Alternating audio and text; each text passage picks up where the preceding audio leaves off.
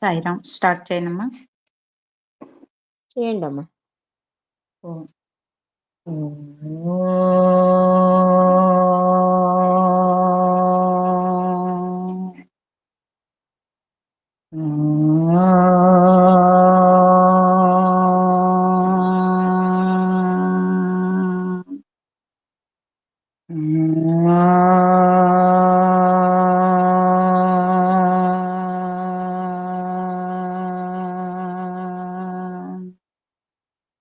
ఓం సాईश्वराय विद्महे सत्यदेवाय धीमहि तन्नः सर्वः प्रचोदयात्।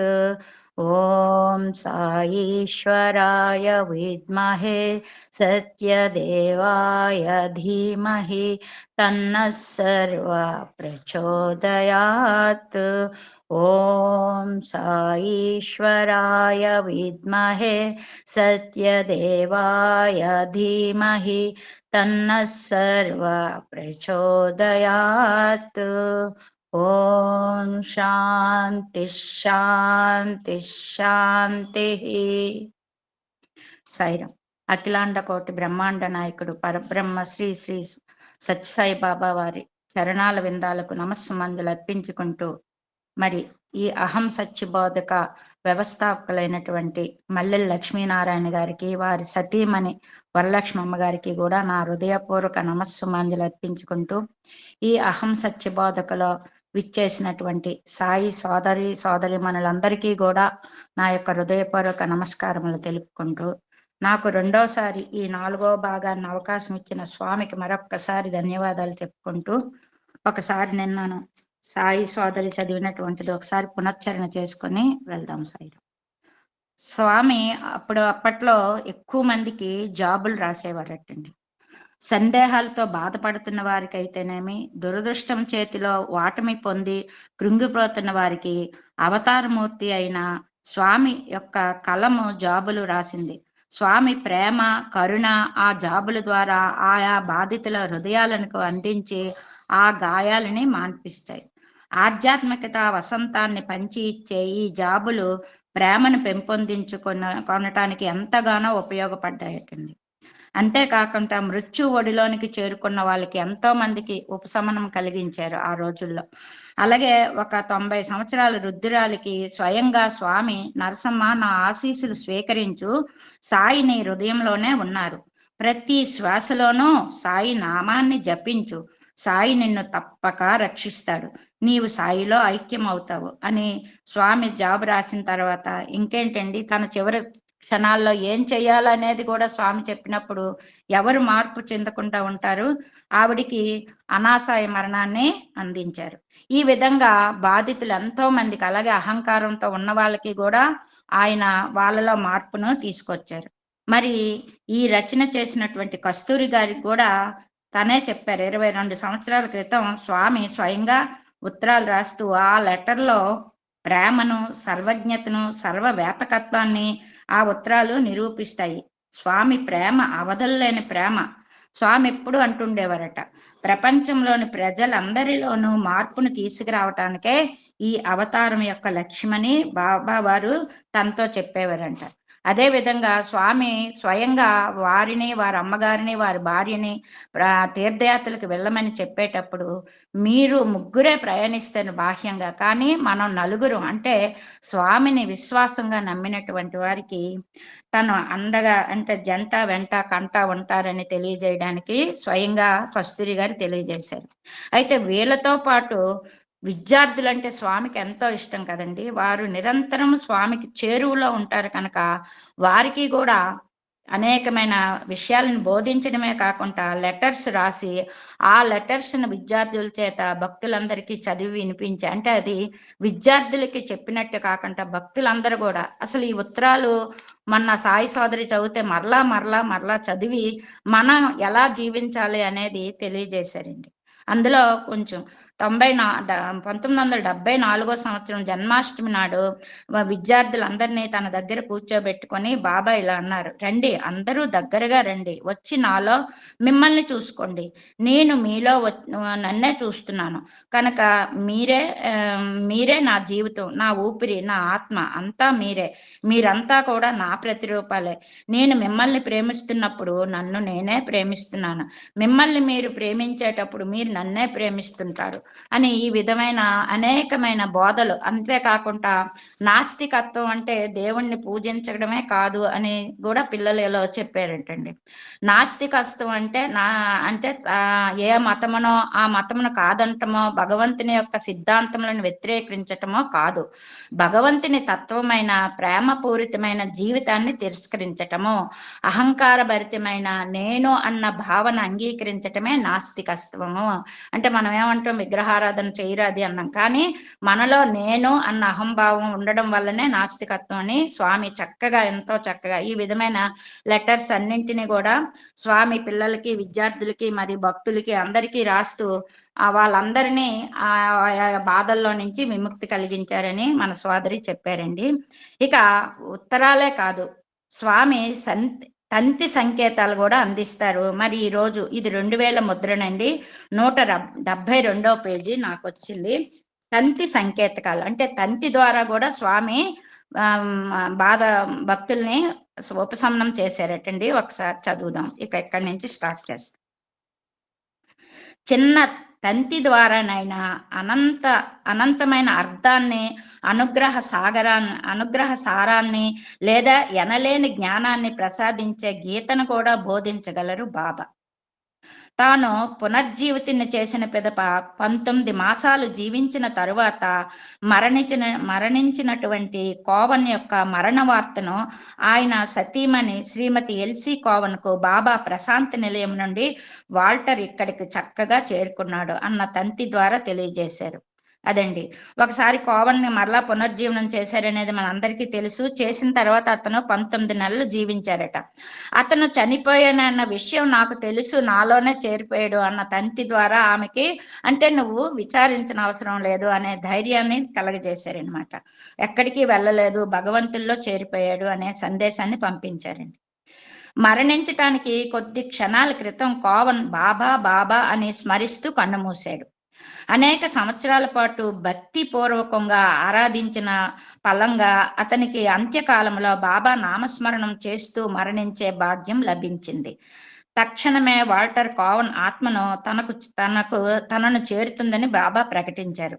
అదేవిధంగా అలైక్యలో నారాయణ భట్టు మోటార్ కారు ప్రమాదంలో దుర్మరణం పాలైనప్పుడు అతని తల్లికి బాబా నారాయణ భట్టు నాలో లీనమైనాడు అనే తంతిని పంపించారు. ఎంత అద్భుతం అండి. అంటే ఈ నామస్మరణ మనం అనుకుంటూ ఉంటాం అంత్యకాలంలో చేయగలమని, కానీ అది కోవన్ లాంటి వాళ్ళు, నారాయణ భట్ లాంటి వాళ్ళు తన యొక్క జీవితంలో ప్రతి శ్వాసలోనూ భగవంతుని స్మరించుతారు కనుక వాళ్ళ అంత్యకాలంలో స్మరించేటప్పుడు నేరుగా భగవంతుని లీనమవుతారు అనే సందేశాన్ని ఈ విధంగా వాళ్ళకి తెలియజేస్తూ మనకు తెలియజేశారండి. దర్శనం కోసం వరుసల్లో ఆసీనులై ఉన్న భక్తులు, సందర్శకులు వరుసల మధ్య తిరుగాడుతూ బాబా పుస్తకాలపైన, చిత్రపటాలపైన, ఫోటోలపైన ఆటోగ్రాఫ్ చేస్తారు. తరచుగా బాబా అటువంటి వాటిపై తన పేరును రాస్తారు. మరికొన్ని సమయాలలో ఆశీస్సులని లేక ప్రేమాశీస్సులు అని వ్రాస్తారు. ఒకసారి ఒక భక్తుడు బాగా ముదురు రంగు బ్యాక్గ్రౌండ్ ఉన్న ఫోటోగ్రాఫ్ పైన బాబా ఆటోగ్రాఫ్ కోసం వచ్చాడు. బాబా ఎవరి దగ్గర నుండో ఒక కలం తీసుకొని ఆ కలముతో తెల్లని రంగులో ఆ ఫోటోగ్రాఫ్ పైన ఆటోగ్రాఫ్ చేశారు. యాక్చువల్గా ఆ కలములోని నీలిరంగు సిర ఉంది, కానీ స్వామి ఆజ్ఞను శిరస వహిస్తూ తెల్లగా మారిపోయింది. ఈ విధంగా స్వామి తన సందేశాన్ని అందించే విధానము, పద్ధతి, సారాంశము అంతా కూడా విశిష్టమైన రీతిలో ఉంటాయి. మాటలు ఆయన మాటలు కూడా ఆయన మాట వింటాయటండి. బాబా పలుకులు అన్ని విధములైన వ్యాధులను, బాధలను నయం చేయటం మాత్రమే కాకుండా ఏ మాత్రము సంస్కరించడానికి కూడా వీలు లేనటువంటి వ్యక్తులలోనైనా సత్యం పట్ల వారి ప్రవర్తనలో అనూహ్యమైన మార్పును తెచ్చే శక్తిని కలిగి ఉంటాయి. అలా ఉంటాయటండి. అతని మాటలు విన్న తర్వాత ఎంతటి వాళ్ళైనా మారక తప్పదు. మధ్యప్రదేశ్లోని మెరీనా జిల్లాకు చెందిన గనుల ఇంజనీర్ శ్రీ ఎస్కే మిశ్రా ఈ విధంగా వ్రాస్తున్నారు. మధ్యప్రదేశ్ రాష్ట్రం యొక్క ఉత్తర ప్రాంతానికి చెందిన బింద్, మెరీనా, గ్వాలియర్, శివపురి, ధాతియా జిల్లాలు, రాజస్థాన్, ఉత్తరప్రదేశ్కు చెందిన మరికొన్ని చుట్టుపక్కల జిల్లాలలోనూ భారతదేశంలో స్వాతంత్ర సూర్యోదయానికి ముందు నుండే బందిపోటు దొంగలతో నిండిపోయింది. అప్పటికి మనకి ఇంకా స్వాతంత్రం రాలేదు. ఆ బందిపోటు దొంగలను ఏరివేయటానికి మధ్యప్రదేశ్, ఉత్తరప్రదేశ్, రాజస్థాన్ ప్రభుత్వాల వారు సాయశక్తిలా ప్రయత్నించారు, కానీ లాభం లేకపోయింది. అప్పట్లో బందిపోట్ల నుంచి విపరీతమైన భయాందోళనలు ప్రజల్లో ఉండేవి. 1960వ సంవత్సరంలో ఆచార్య బాబాయే ఆ బందిపోటు దొంగలను నేరములను చేయకుండా మాన్పించి వారు సాధారణ జీవితాన్ని గడిపేలా చేయటానికి ప్రయత్నించారు. వారిలో కొంతమంది పోలీసులకు లొంగిపోయేలా చేయటంలో ఆయన కృతకృత్యులైనారు. 1970 ప్రాంతంలోనే 60 ప్రాంతంలో వినోబా బాబా నేరుగా బందిపోట్ల దగ్గరికి వెళ్ళి వాళ్ళలో మార్పును తీసుకొచ్చారటండి. కొంతమంది ఆయన మాట విని బందిపోట్లు లొంగిపోయారు. ఇక 1971వ సంవత్సరంలో అక్టోబర్ మాసంలో బందిపోటు దొంగల ప్రముఖ నాయకుడైన మాధవ్ సింగ్ శ్రీ జయప్రకాష్ నారాయణను కలుసుకొని ఆచార్య వినోబాబాచే ప్రారంభించబడిన అసంపూర్తిగా మిగిలిపోయిన బందిపోటు దొంగల ఏరివేత కార్యక్రమాన్ని పూర్తి చేయవలసిందిగా అభ్యర్థించాడు. అంటే మరి అతను ఇంకా మరణించుంటారేమో, మరి ఇక్కడ రాయలేదు. ఆ తర్వాత ఆ కార్యక్రమం ఆగిపోయింది. అందులో ఉండే ఒక సాయిరాం చెప్పండి. సాయిరాం కరెక్ట్ పేజీ నెంబర్ మీరు? నాది 172 సాయిరాం. ఏమో వీళ్ళు 218 అంటే మీరు 230కి వెళ్ళిపోయారు అప్పుడే. నేను 30కి వెళ్ళలేదు సాయిరాం. 72 నుంచి ఇంకా 73. నాకు తెలియదు అన్న, ప్లీజ్. నేను లాస్ట్ 2 సార్లు వినలేదు. ఓకే సాయిరాం. నాదైతే 72 ఇంకా చదువుతున్నాను సార్. 218 అంటే ఇప్పుడు 227కి వచ్చేసారు. అప్పుడే మీరు 9 పేజీలు దాటిపోయింది. ఎవరు కరెక్ట్ చెప్పట్లేదు, ఎవరు కొట్టలేదు కూడా ఇక్కడ. అయ్యో 4వ పేరా చదువుతున్నాను సాయిరాం. నేను ఇంకా 4వ పేరా పరిస్థితి ఏర్పడుతుంది వరకు. నేను చదువుకుంటే తర్వాత నాది 4వ పేరా అవుతుంది సాయిరాం. ఇంకా 72, 73లో మొదటి పేరా చదువుతున్నాను. నాకు అర్థమైంది. నేను అతి కష్టం మీద సంపాదించాను. 20 పేజీలు ఎత్తుకుంటే మీరు ఏం చెప్తున్నారో అర్థమైంది. ఇప్పుడు చెప్పండి. ఆచార్య వినోబా అక్కడ 1960 సంవత్సరంలో ఆచార్య వినోబాబాచే ఆ బందిపోటు వినోబాబాకి స్వామికి సంబంధించిన ఎవరైనా చెప్తారు? ఒకటి విషయం ఉంది. అవును. ఎనిబడి ఏం కావాలి? రేగుల సామ్రాజ్యం అండి. కరెక్టేనండి సాయిరాం. కరెక్ట్ చదివే కరెక్టే సాయిరాం. నేను గుర్తు పెట్టుకున్నా సాయిరాం. ఆచార్య వినోబాబా బోధాన ఉద్యమాన్ని ప్రారంభించారు సాయిరాం. గట్టిగా మాట్లాడు.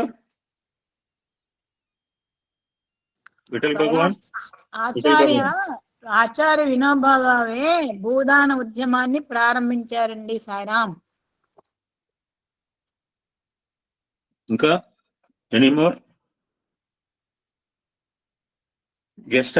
Just I give clue. Perfect గా సమితి భజన్ ఫాలో అయిన తర్వాత సుబ్రహ్మణ్యం తర్వాత ఏం చదువుతారు మీరు మీ సమితుల్లో? చెప్పండి. సర్వధర్మం మాకు తెలియదు. మీరు మాట్లాడకు. చారి గారు చెప్పండి. సర్వధర్మ ప్రార్థన సార్. ఏంటి సార్ చెప్పు సార్. అది ఓం తస్స శ్రీనారాయణతు. ఆ మాట చెప్పడానికి 5 ప్రశ్నలు వేయాలి. ఈ ఓం తస్స శ్రీ నారాయణ రాసింది వినోబాబావే. ఎవరికైనా తెలుసా?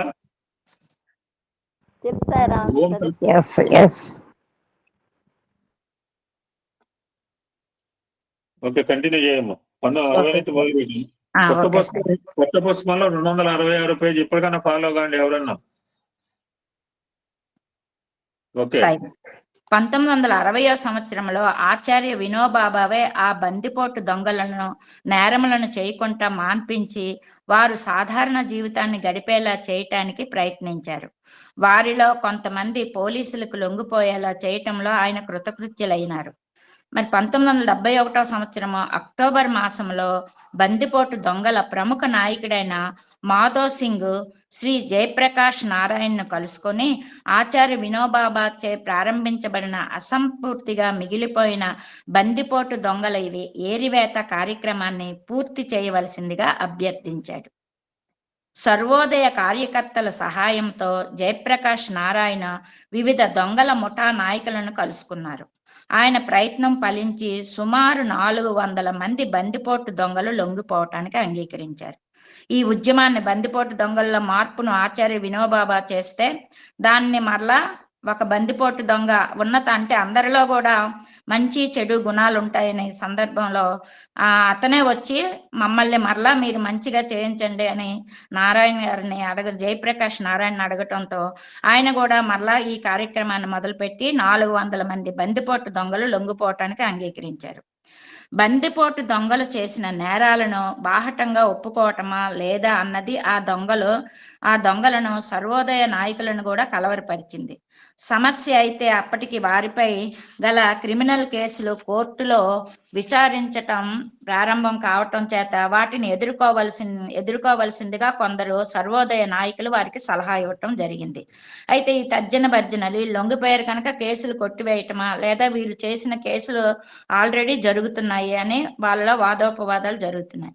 ఇక 1972 సంవత్సరంలో ఆగస్టు 23వ తేదీన శ్రీమతి ప్రభావతి గ్వాలివార్ శాంతి మిషన్ సెక్రటరీ అయిన శ్రీ మేమ్దేవ్ శర్మను ప్రొఫెసర్ కస్తూరి చే రచింపబడిన సత్యం శివం సుందరం 2వ భాగం యొక్క హిందీ అనువాదం కాపీ ఒకటి తెప్పించమని కోరారు. ఈ ప్రభావతి గారు తన దగ్గర ఉన్న సెక్రటరీతో ఈ పుస్తకం సత్యం శివం సుందరం 2వ భాగాన్ని హిందీ అనువాదంలో తెమ్మని కోరారట. అయితే శ్రీ హేమదేవ్ శర్మ వారి ఇంటి పొరుగునే బాబా భక్తులు ఒకరు నివసిస్తుండడం చేత వారి నుండి ఆయన ఆ కాపీని కొని ఆమెకి ఇవ్వటం జరిగింది. ఆ రోజున శ్రీ జయప్రకాష్ నారాయణ ఆ పుస్తకంలోని 6వ అధ్యాయం ఉదహరించబడిన కల్పగిరి కథను చదివి ఆ దొంగలకు వినిపించారు. ఇది మనం 2వ పుస్తకంలో కల్పగిరి ఎలా మారాడు అనేది మనకు తెలిసిందే. అది చదివి వినిపించారట. క్రూరమైన హత్యలను నేరాలను చేసి సన్యాసి వలె మారు వేషంలో తిరుగుతున్న కల్పగిరిని వెంటనే పోలీసులకు లొంగిపోమ్మని, తన నేరాలన్నింటినీ మనస్ఫూర్తిగా ఒప్పుకోమని, విధించబడిన శిక్షను ఆనందంతో అనుభవించి పాప ప్రక్షాళన చేసుకోమని బాబా వారికి బోధించారు. కల్పగిరి ఈ మారువేషంలో పోలీసులకి దొరకలేదు, కానీ సర్వజ్ఞత అయిన భగవానుడికి తెలియదా, భగవంతుడు గుర్తించి అతనిలో ఈ బోధన చేశారట. ఆ కథ దొంగల యొక్క కఠిన హృదయాలను కూడా కరిగించి వేసింది. ఈ పేజీని ఆవిడ జయప్రకాష్ నారాయణతో చెప్పడంతో అతని దీన్ని చదివి వినిపించడంతో ఈ యొక్క దొంగల యొక్క కఠిన హృదయాలన్నీ కూడా కరిగాయట. ఈ సంఘటన వారి గుండెలను గాఢంగా అత్తుకొని పోవటమే కాకుండా వారి నేరాలకు తగిన శిక్ష, వారు చేసిన తప్పులకు ఒప్పుకోవడంలోనూ కోర్టులకు శిక్ష పడకుండా తప్పించుకోవడంలోనూ లేదని, వారి నేరాలను బాహటంగా ఒప్పుకొని హృదయపూర్వకంగా ప్రత్యత్తాపం చెందడంలోని వారికి తగిన ప్రాయశ్చిత్తం చేసుకునే అవకాశం లభిస్తుందని తెలుసుకునేలా చేసింది. ఇదండి స్వామి యొక్క సాహిత్యాన్ని ఎటువంటి కరుడుగట్టిన వారైనా మారక తప్పదు అనడానికి నిదర్శనం. ఆయన ఆడే ఆటలో మలుపులు, ఆయన మాటలే కాదండి, ఆడే ఆటలో కూడా మలుపులు ఉంటాయట. మరణం మన జన్మ హక్కు, ప్రతి ఒక్కరూ పొందగలిగిన కానుక, అలిసిపోయిన వారికి విశ్రాంతి స్థానం, దారి తప్పే తిరిగే వారికి అదొక పాఠం, యాత్రికులకు అదొక మైలురాయ, విశ్వాసంతో నమ్మిన వారికి స్వర్గం, తిండిపోతూ సోమరులకు ఒక గుణపాఠం, బాధితులకు శరణాగతి స్థానం వంటిది మృత్యువు. కనుక మృత్యువు నుంచి ఎవ్వరం కూడా తప్పించుకోలేము. మన యొక్క మనస్థితిని బట్టి ఆ విధమైన మృత్యువు సంభవిస్తుందని తెలియజేశారు. బాబా పద్దక్క గారి భర్త కేవలము 25 సంవత్సరాల పిన్న వయసులోనే మరణించారు. అతని మృతి పట్ల దుఃఖిస్తున్న నన్ను చూసి మందలించారు బాబా, అంటే వారి అక్కని మందలించారు. జనన మరణాలు సంభవించుకుంటే నాకు పొద్దు ఎలా గడుస్తుంది?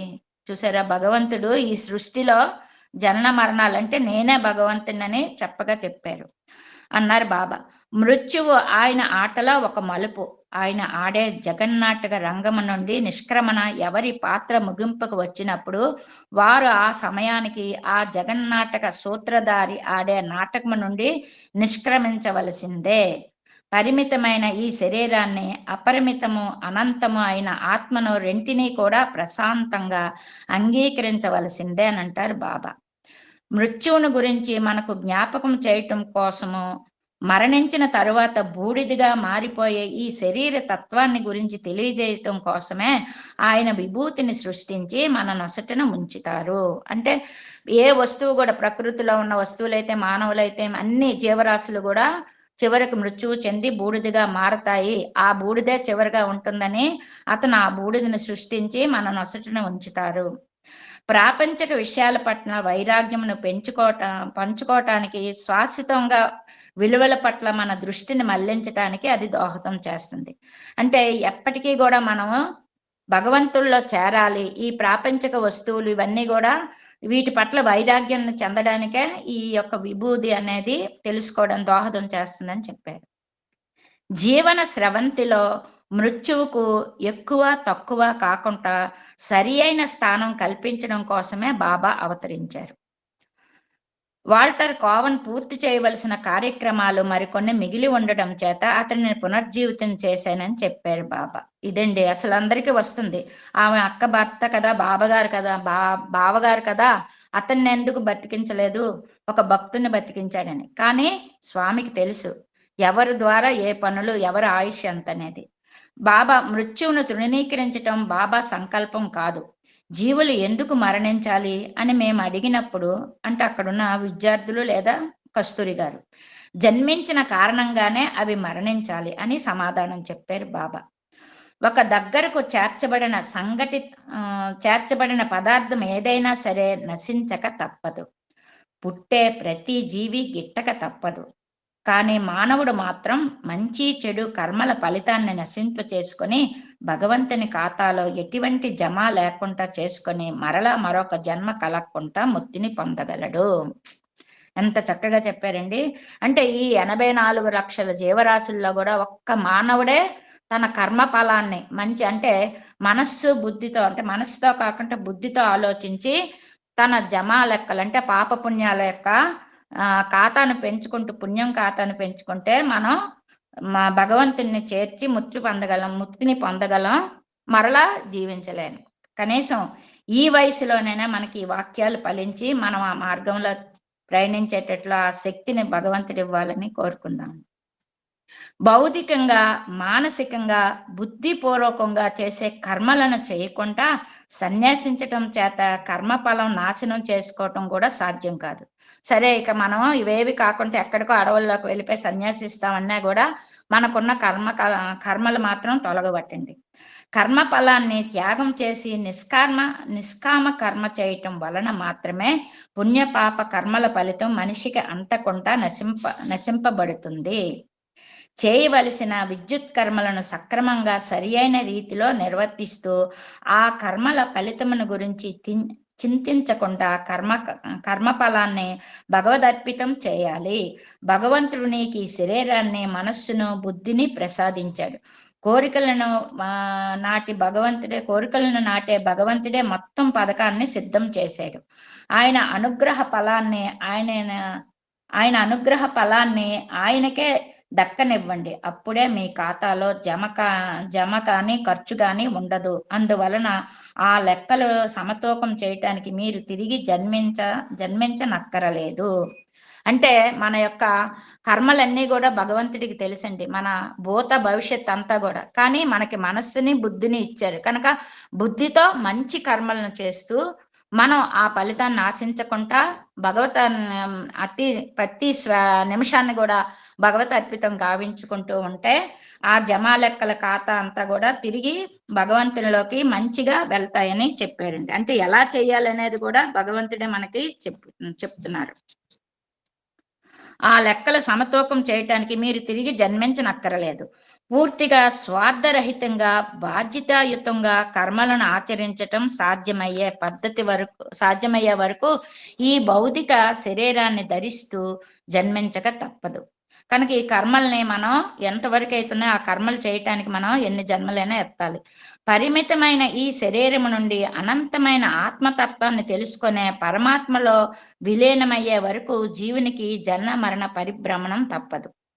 కనుక అన్నింటిలో కూడా ఏ సృష్టిలో ఉన్న అన్ని జీవరాశుల్లో కూడా మానవుడికి జ్ఞానం ఉంది కనుక మనం ఆ జ్ఞానంతో మనం మన యొక్క కర్మల్ని మంచి వైపు చేసుకుంటూ వాటిని తగ్గించుకోవచ్చు అనే సూచన కూడా భగవంతుడు ఇచ్చాడు.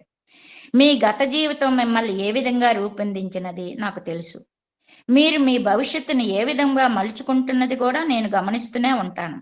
మీరు ఎందుకు బాధపడుతున్నారో, ఎంతకాలం మీరు ఆ బాధను అనుభవించాలో, ఆ బాధ ఎప్పుడు అంతమవుతుందో అంతా నాకు తెలుసు అన్నారు షోమన్తో బాబా. 108 రుద్రాక్షలతో గుచ్చిన మాలను ఇంద్రాదేవికి బహుకరిస్తూ అనారోగ్యంతో బాధపడుతున్న వ్యక్తి శరీరంపై ఇది ఉంచి ప్రార్థిస్తే ఆ వ్యక్తి తప్పక నయమై ఆరోగ్యం చేకూరుతుంది అని చెప్పారు స్వామి. ఏ రకమైన వ్యాధినైనా నయం చేస్తుందా అని ఆమె అడిగింది. లేదు, కర్మఫలంగా సంక్రమించిన వ్యాధిని ఏమాత్రం తగ్గించబడదు అని చెప్పారు స్వామి. అయితే మామూలుగా అప్పుడప్పుడు మన శరీరానికి వచ్చే రుగ్మతలను తగ్గించడానికి ఉపయోగపడుతుంది, కానీ కర్మల ద్వారా వచ్చే వ్యాధుల్ని మాత్రం భగవంతుడే తగ్గించగలడు అనేది సూచన చేశారండి. మద్రాసుకు చెందిన వెంకటముని శ్రీమతికి కూడా బాబా ఒక దండను బహుకరించారు. వృద్ధురాలైన ఆమె అత్తగారు ఒకసారి తీవ్రమైన అస్వస్థతో ఆఖరి దశకు చేరుకున్నప్పుడు బంధువులు, పిల్లలు అంతా కూడా ఆమె మంచం చుట్టూ చేరారు. అటువంటి సమయంలో ఆమె ఛాతిపై ఈ దండను ఉంచి ప్రార్థించినప్పుడు మరునాటికల్లా ఆమె తిరిగి సృహలోనికి వచ్చి అంతమంది బంధువులు ఇక్కడికి ఆదుర్దుగా ఎందుకు వచ్చారని ఆశ్చర్యంతో ప్రశ్నించింది. ఆమె వ్యాధి పూర్తిగా నయమైంది. వెంకటముని కుమారుడు చిన్న వయసు నుండి మూర్ఛ వ్యాధితో బాధపడుతూ ఉండేవాడు. ఒకరోజు అతనికి తీవ్రమైన మూర్ఛ వచ్చి అపాయకరంగా పరిణమించినప్పుడు అతని తల్లి పరుగున వెళ్ళి ఆ దండ తీసుకుని రావాలని ఎంత ప్రయత్నించినా అది ఆమె చేతిలో నుంచి పట్టు జారి పదే పదే పడిపోవటం జరిగింది. చివరికి ఎలాగో పట్టు చిక్కించుకొని దండ తెచ్చేసరికి అప్పటికే పరిస్థితి విషమించింది. ఆమె కుమారుడు మృత్యువు పాలైనాడు. కర్మఫలంగా సంక్రమించిన ఆ వ్యాధి అనుభవించగానే అతనికి విముక్తి లభించింది. ఆ కర్మఫలం అనుభవించటం కోసమే అతనికి ఈ జన్మ సంభవించినందువలన అతను కర్మ ఫల రుణం విముక్తుడై ఇప్పుడు శాశ్వతమైన ఆనంద స్థానమునకు చేరుకున్నాడని తర్వాత బాబా ఆమెతో చెప్పారు. చూడండి, ఒకే ఇంటిలో ఆమె అత్తగారితో అతనే ఇచ్చిన దండతో ఆమె మృత్యువు నుండి కాపాడింది. కానీ అదే ఇంటిలో ఆమె కుమారుడు మాత్రం ఆ దండ రాకపోవడం కూడా అదంతా స్వామి లీల. కాకపోతే అతనికి ఇదే చివరి జన్మ. ఈ కర్మఫలం అనుభవించిన తర్వాత ఇంకా అతనికి జన్మ లేదు, అతను నాలో చేరిపోయాడని తర్వాత ఆమెకి అతను వివరంగా చెప్పారటండి. నీ కుమారుని పట్ల నిజమైన ప్రేమానురాగాలు కలిగి ఉంటే ఏ మాత్రము శాంతి కలిగించని శరీరం నుండి అతడు విముక్తుడు కాగలిగినందుకు సంతోషించాలని చెప్పారు బాబా. చూడండి, మన ఎదురుగుండే వాళ్ళంత బాధలు పడుతుంటే ఒక్కోసారి మనసులో అనిపిస్తుంటది, స్వామి నువ్వు తీసుకెళ్ళిపో, లేకపోతే ఈ బాధను ఉపశమనం చేయమని ప్రతి ఒక్కరం ఏదో ఒక సందర్భంలో కోరుకుంటాం. కనుక ఆమెతో కూడా చెప్పాడు, నీ బిడ్డ నీ ఎదురుగుండేనే అంత బాధపడుతున్నప్పుడు అతనికి శాంతి లభించాలని కోరుకుంటే నీవు దుఃఖించకూడదు అని నువ్వు సంతోషంగా ఉండాలి. నా బిడ్డ ఇవాళ ఆనందంగా భగవంతుని దగ్గర ఉన్నాడు అని సంతోషించాలి, ఇక దుఃఖించకూడదని బోధ చేశారు. దక్షిణ భారతదేశంలో ప్రఖ్యాతిగాంచిన నేపథ్య గాయకుడు శ్రీ సౌందరరాజన్ కుమార్తెకు గుండెకు సంబంధించిన వ్యాధి ఏర్పడి అమెరికాలో మాత్రమే చేయటం సాధ్యమైన ఒక ఆపరేషన్ చేస్తే తప్ప ఆమె బతకటం అసాధ్యమని డాక్టర్లు చెప్పగానే దుఃఖముతో ఆయన ఇంచుమించు పిచ్చివాని వలె బాధపడసాగాడు. కానీ బాబా చాలా స్వల్పకాలంలో ఆమె వ్యాధిని ఎటువంటి ఆపరేషన్ అవసరం లేకుండా నయం చేశారు. ఒక రుద్రాక్షనిచ్చి ప్రతిరోజు దానిని అభిషేకం చేసి ఆ పవిత్ర జలాన్ని రోజు ఆమెను తాగమని చెప్పారు. అలా చేయటంతో ఆమె వ్యాధి నయమై వెంటనే స్వస్థత చేకుంది. అంటే కర్మ ఫలితాలని స్వామి చేయలేరు. కానీ మామూలుగా వచ్చిన స్వస్థత భక్తులు విశ్వాసంతో నమ్మేటప్పుడు ఆయన ఏ విధంగా చిన్న చిన్న దాంతోనే చేకూరుస్తారనేది కనుక మనం విశ్వాసాన్ని ప్రబలకుండా స్వామి పాదాలని నమ్ముకొని ఉండాలనేది తెలియజేస్తుందండి. సౌందరరాజన్ కుమారునికి కూడా ఒక విధమైన పచ్చకామెర్ల వ్యాధి సంక్రమించింది. పరిస్థితి ప్రమాదకరంగా ఏర్పడటంతో వైద్యులు అన్ని ఆశలు వదులుకున్నారు. అటువంటి స్థితిలో అతనిని ఇంటికి తీసుకువచ్చి అతని కోరిక ప్రకారం బాబా చిత్రపటాన్ని అతని మంచం పక్కన ఉంచారు. శ్రీ సౌందరరాజన్ ప్రశాంతి నిలయానికి టెలిఫోన్ చేసి బాబాతో నేరుగా మాట్లాడడానికి ప్రయత్నించారు.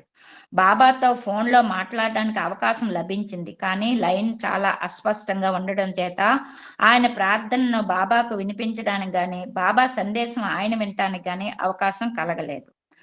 బాబా నామాన్ని పెదవులతో ఉచ్చరిస్తూ సౌందరరాజన్ కుమారుడు మరణించాడు. ఒకే ఇంట్లో ఇక్కడ మనకి 2 సంఘటనలు తెలియజేశారు. కూతుర్ని బతికించారు, బిడ్డను మాత్రం అక్కడ అతను ఫోన్ కాల్ భగవంతుని దొరికినప్పటికి కూడా కాదు, కానీ బాబా నామాన్ని ఉచ్చరిస్తూ ఆ బిడ్డ మాత్రం బాబాలో చేరుకున్నారు. బాబా సౌందరరాజన్తో మాట్లాడుతూ అతని కుమారుడు మహాత్ముడని, కేవలం కొద్ది కర్మ ఫలాన్ని మాత్రమే అనుభవించవలసి ఉండటం చేత కొద్ది కాలం మాత్రమే జీవించి అనతి కాలంలోనే కర్మబంధ విముక్తుడే మోక్షాన్ని పొందగలిగాడు అని చెప్పారు. మనం కొంతమంది పిల్లలు 15-16 సంవత్సరాల వయసులో చనిపోతుంటే తీవ్రంగా బాధపడుతుంటాము. వాళ్ళ యొక్క కర్మ ఫలం ఆ విధంగా ఉండి మోక్షాన్ని పొందుతారు, ముక్తిని పొందుతారు అనేది స్వామి ఇక్కడ వివరిస్తున్నారండి. రాజమండ్రిలో ఒక ఫుట్బాల్ మైదానంలో బాబా ఒక పెద్ద బహిరంగ సభ ఉద్దేశించి ప్రసంగించారు. 2 వారాల తర్వాత బాబాకు ఒక ఉత్తరం వచ్చింది. ఆ ఉత్తరం రాసిన ఆయన తన కుమారునితో కలిసి ఆ రోజు రాజమండ్రిలో బాబా ప్రసంగాన్ని వినటానికి తటస్థించిందట. మీ ప్రసంగమును విన్న మా అబ్బాయి చాలా ప్రభావితుడు అవటమే కాకుండా భజనల వల్ల పూర్తిగా మీకు అంకితమైనాడు. అతను నిర్విరామంగా భజన చేస్తూ మీ నామ సంకీర్తనలో నిమగ్నమైనాడు. అటువంటి తదాత్మ స్థితిలో ఉండగానే అతను మరణించటం జరిగింది. అటువంటి పవిత్రాత్మ నా కుమారుడిగా జన్మించాడని చెప్పుకోవటానికి నేను చాలా సంతోషిస్తున్నాను. మానవుడు సాధించవలన జీవిత పరమార్థమైన చరమ లక్ష్యాన్ని, మోక్షాన్ని పొందగలిగాడని గ్రహించిన మేము అతని అంత్యక్రియలను ఆనందంగా జరిపించాము అని వ్రాశారు. మోక్షం కొరకు ప్రార్థించిన వారికి బాబా ఇటువంటి వరాన్ని ప్రత్యక్షంగా అనుగ్రహించిన సందర్భాలు ఇలాంటివి చాలా ఉన్నాయి.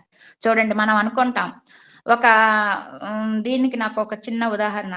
ఒక బండరాయిని ఒక భక్తుడు 22 దెబ్బలు కొడతాడు, కానీ ఇంకొక భక్తుడు వచ్చి ఒక్క దెబ్బ కొట్టగానే అది అంటే ముక్కలవుతుందన్నమాట. అంటే ఇక్కడ మనం అర్థం చేసుకోవాల్సింది ఏంటంటే అది ఒక్క ముక్కతో అర్థమైంది కాదు, అది 23 దెబ్బలు, సుత్తి దెబ్బలు తింది. కానీ ఆ 22 కొట్టిన అతను తన కర్మఫలం అంత ఉంది.